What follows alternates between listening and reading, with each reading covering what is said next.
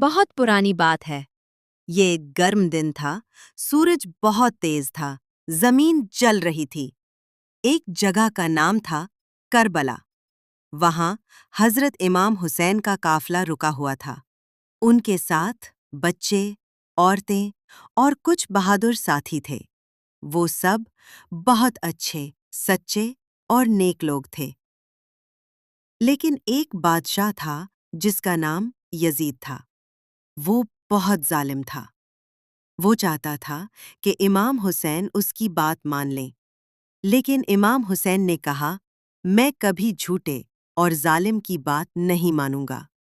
یزید کو یہ بات پسند نہ آئی، تو اس نے امام حسین اور ان کے ساتھیوں کو پانی پینے سے روک دیا۔ کئی دن گزر گئے، پانی نہ ملا۔ سب بچے بہت پیاسے تھے، وہ روتے تھے، پانی، پانی، لیکن پانی نہیں تھا۔ چھوٹے چھوٹے بچے تڑپ رہے تھے۔ امام حسین کے چھوٹے بیٹے علی اصغر صرف 6 ماہ کے تھے، وہ بھی بہت پیاسے تھے۔ حضرت عباس جو بہت بہادر تھے، پانی لینے گئے، نہر تک پہنچے، پانی بھی بھرا، لیکن خود نہ پیا۔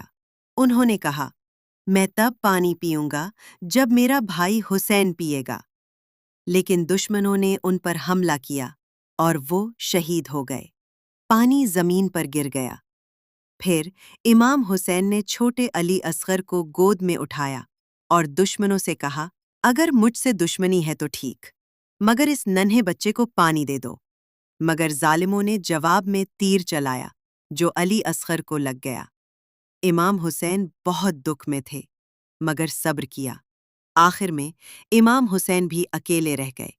انہوں نے بہادری سے لڑائی کی، مگر شہید ہو گئے۔ ان سب نے حق کے لیے اپنی جان دی، لیکن ظلم کے آگے